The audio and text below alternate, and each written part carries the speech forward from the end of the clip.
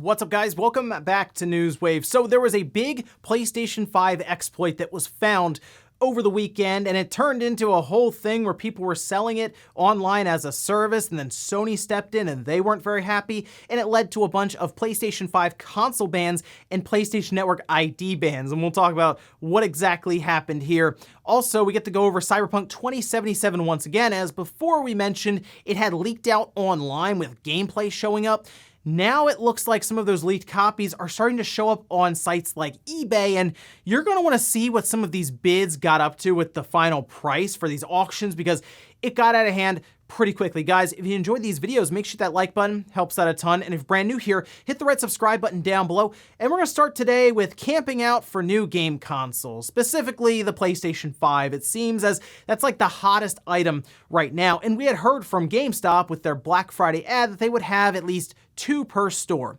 But ahead of that, on Wednesday, they seem to put up paperwork in their windows saying we'll have like 2 PS5 digital versions or 2 PS5 regular versions with the disc loader and all of this, and how many Xboxes. Well, people decided, hey, if there's no one waiting outside right now, and they say they have 2 PS5 systems, if we just start camping out now and wait 48 hours, we're guaranteed to get one. And that's what a lot of people did. I mean, it's not new. People generally will camp out for Black Friday deals like every year. But I don't think I've ever seen this before. This was posted on Twitter, and you could see from Eugene Daniel, who spotted a couple of people actually having their beds, yeah, that's right, their entire full-size bed outside of GameStop directly next to the door itself. And, well, they should be first in line. They're basically sleeping next to the door, and I'll give them credit. That is dedication. Can you imagine doing all of this, by the way, and then not getting a PlayStation 5 system?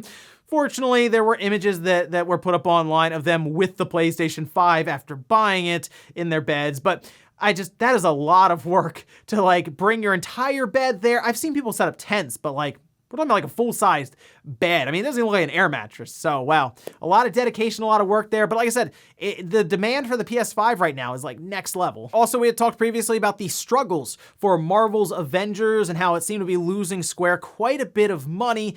Well, we did finally get a translated briefing that was put out by the president of Square, and this is what they had to say. Sales of Marvel's Avengers were lower than we had expected and unable to completely offset amortization of the game's development costs. Now, to go a little further than that, they kind of put out a plan, if you will, of how they will make some of this money back, saying we hope to make up for slow initial sales by offering ample additional content to grow our sales. Now, the issue I have here is Marvel's Avengers' biggest problem isn't necessarily how much content they could put out in the future. It's like the game itself, people just don't really seem sold on. I mean, they weren't sold on the look of the different heroes in the first place when they showed them, calling them even stunt doubles.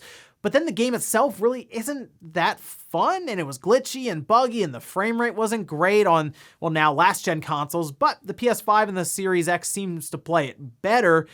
I guess they can continue trying to add content and eventually break even, but like most of the time, the marketing is what overtakes development even, and it seems like they're struggling with development costs right now, so it's going to be tough, I'll say. I'm not really betting on the Avengers to end up being a successful project down the road. They even have some of their characters right now split off to different consoles, so monthly active users overall are not going to benefit from like Spider-Man. Just the PlayStation 5 monthly active users will. So again, a lot of weird decisions made in the development and marketing for this game, and I'm not betting much on this to actually end up being successful. Oh, and we did have another classic remaster from Square that was announced, and this is a game that I played a little bit of. I remember renting it, and I think it came out in 98, so it would have been closer to like 99, right in there. It was like when the 64 was really hot then too, when it first came out and all of this. But the game that I'm talking about, you can see here from Gamatsu with the headline saying SaGa Frontier Remastered announced for PS4, Switch, PC, iOS, and Android, due out in summer 2021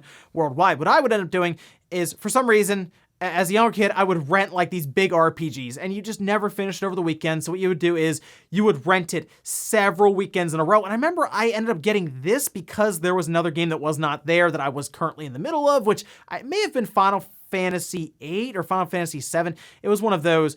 but I remember picking this up. I played a little bit of it, and that was kind of it. So it was cool to see it show up here, better looking visuals, all of this. I will pick it up next year, and I'm hoping this will continue as a trend for Square as they eventually take Final Fantasy Tactics and bring it up to current platforms, because that game needs a remaster and it needs to be on everything. And guys, with some of the quick news out of the way, let's get into the bigger stuff. Let's start right away with this PlayStation 5 exploit that led to a bunch of different console bans for the PS5 and the PlayStation Network ID ban. So what happened here was we had the PlayStation Collection, which if you have a PS5 and you sign in with your PlayStation Plus collection, all of a sudden there will be about 20 games, I believe, that will show up. And I mean, it has like Persona 5 in there, which is really cool. A lot of Sony's first parties like Days Gone, and then you also have like God of War, even like Monster Hunter. That was really cool to see that. It's a good way to get you started with a collection, and it adds more value if you are an early adopter for the PS5 and kind of take advantage of the backwards compatibility.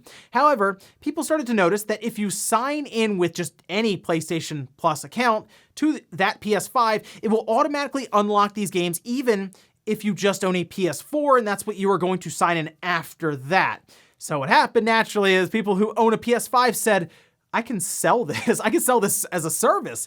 And they started doing that. You can see this eBay listing here as an example, pointed out by VGC. And you can see it says PlayStation Plus collection from PS5, games playable for PS4 user, needs PlayStation Plus active. And I guess what happens here is you give them your information. Great idea, by the way. Give a stranger information over the internet, great. And then they sign in on their PS5, at which time your account has access to all of these games. They're basically just like moved into your collection, I guess, at which time you change your password and then you sign back in on your system, your PS4, and you can start downloading Monster Hunter or Persona or God of War, even if you did not own them prior. Seems that Sony figured this out because most likely they saw a PS5 that had like 50 to 100, because some people sold that many online accounts just sign in over the course of 24 to 48 hours. It's something that I know places like streaming services, Netflix as an example, dealt with that. And they had to figure that out pretty quick, because they started to learn that one Netflix account accounted for like 30 different people who were watching on their service. Sony is starting to learn this now very, very quickly, that these loopholes will be exploited and even sold online. And Sony does have fraud detection, or ways that they can see some irregularities in their systems where, yes, one system has an account login, and then like 5 minutes later, it then logs in 800 miles away or something, and then another one, and then another one, and then all of a sudden it's like 40 accounts have done this in the last 24 hours, and usually they'll put a hold on the account, or in this instance, they just started banning PlayStation 5 systems outright, which you can do through unique identifiers like the MAC address as an example, and just ban it from the PlayStation Network, which will just cut off that source of just handing out the PlayStation collection. I will say it is odd to me that this seemed to catch Sony off guard a bit, because it seems like such an easy thing to do and take advantage of, but hey, now Sony knows. They learned the hard way, and to go a little further, they also placed holds or even bans on PlayStation Network accounts for like 2 to 4 months. The PS5 bans appear to be more permanent overall, which, I mean, that's the source of what's kind of creating this loophole in the first place. So I guess Sony was like, we'll kind of cut the source off here, and then we'll issue these temporary bans to let people know that it's not okay. But yeah, Sony learned the hard way here, and I'm sure they'll work to correct this going forward. Now, I will say, I don't think you'll get in trouble if you, I guess, do it for like a friend or something, but maybe don't sign in with 40 different accounts over the course of 24 hours or even like a week and not expect Sony to come after you and, like ban your console. Next up, let's talk about the initial sales estimates for the PlayStation 5 and the Xbox Series X and S. And it's not too surprising, because if I told you, oh, the PS5 sold more, most people expect that. But there is something interesting to consider here when it comes to the overall supply of the systems, because everything's sold out. So you figure, oh, well, it's just going to be whoever produces the most systems would end up selling through and sell the most. And yeah, that seems to be what happened. But it is interesting to think that Sony provided what appears to be a 2-to-1 amount of supply for the PS5 versus the Xbox consoles. This is according to VG Charts, who did their best to estimate, and that's usually what we look at for VG charts are estimations, not exact numbers, but it does paint a picture of a 2-to-1 sales figure overall for the PS5 versus the Xbox. Now, according to VG charts, the amount sold was between 2.1 million and 2.5 million units for the PlayStation 5, whereas on the other side, the Xbox sold between 1.2 million and 1.4 million within 24 hours of its release. And look, we've seen Sony say this is the biggest launch we've ever done. And I mentioned this in a video about scalpers that Sony is supplying a lot of PlayStation 5 systems. They supplied more than twice the number that Microsoft was able to, and there's been word that Microsoft had to hold off on manufacturing just a little longer than Sony did because they were waiting for something from AMD to put in those chips that are now in the Xbox Series systems, and we'll find out how that pans out over the course of the generation, but it does seem that Sony was able to produce more PlayStation 5 systems and get them out there.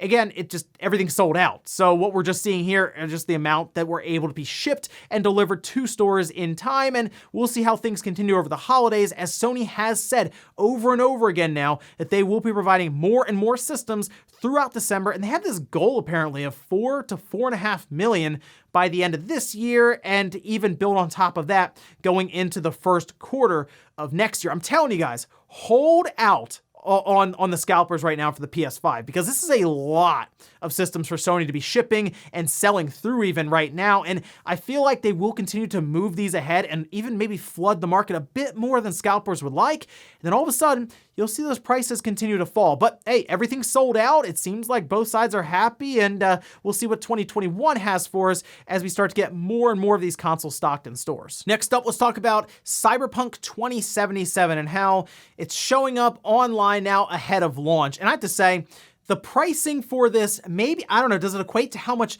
hype there is around this game? Let me ask you this before we take a look at some of the pages here. How much do you think a pre-release copy, because it's not out yet, so a copy that's leaked out from the store, would sell online for Cyberpunk 2077?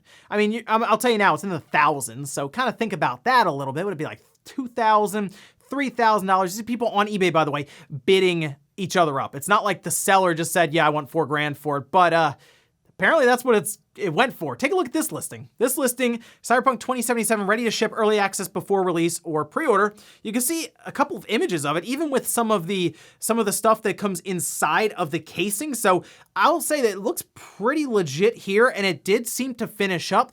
46 bids, $4,350. But then something else caught my eye with this. There was another one, seemingly from the same person, same initial box shot of it, $13,101. That's right, $13,000. I have no idea what happened here. It seems like they had two of them listed. I don't know if they're ripped down, but I mean, you can see multiple bids on the $13,000 one, 18 bids. On the $4,350 one, 46 bids.